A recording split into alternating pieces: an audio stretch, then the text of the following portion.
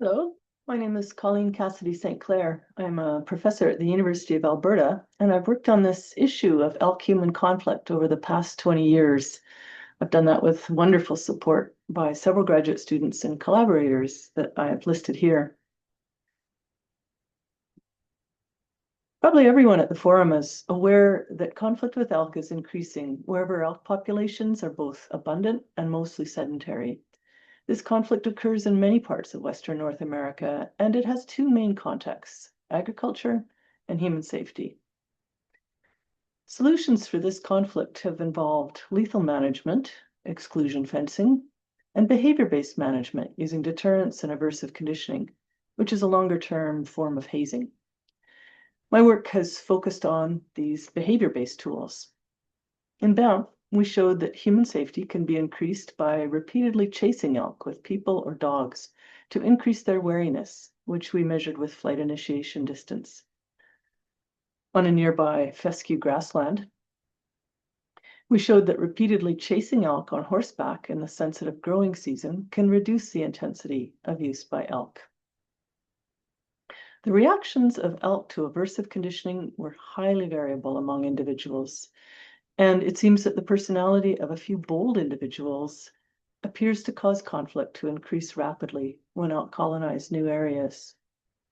On Vancouver Island, we experimented with audio and light-based deterrence on the edges of agricultural fields, testing several types of sounds with and without flashing lights.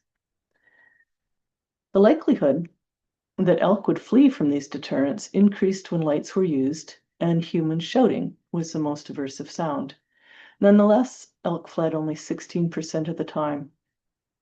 These low response rates occurred partly because elk habituated rapidly to the use of deterrence, and habituation occurred more rapidly in locations where there was more human infrastructure. From our fieldwork, I conclude that aversive conditioning can reduce the intensity of habitat use by elk, but it requires a long-term investment. Deterrence may be effective on small scales to protect high-value resources, like equipment and feed stacks, but they are not effective for long time periods and at larger spatial scales. With an invitation from the BC government, we conducted a scan of other elk management plans from jurisdictions outside of BC.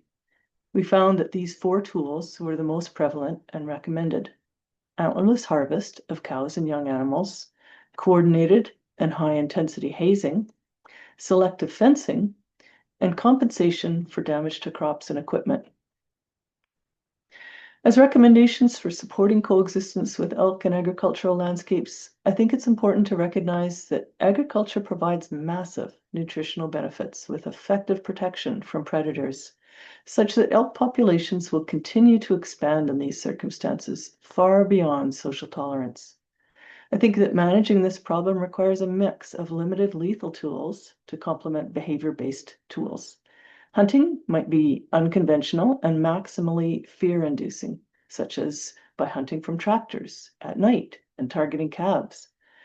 I think there is promise in drone-based hazing, perhaps with dogs, with 3D fencing that can support carnivore movement, with habitat enhancement in adjacent areas, and ongoing compensation to share the cost of coexisting with increasing populations of elk. Thank you for your attention and for the invitation to join you remotely in Creston.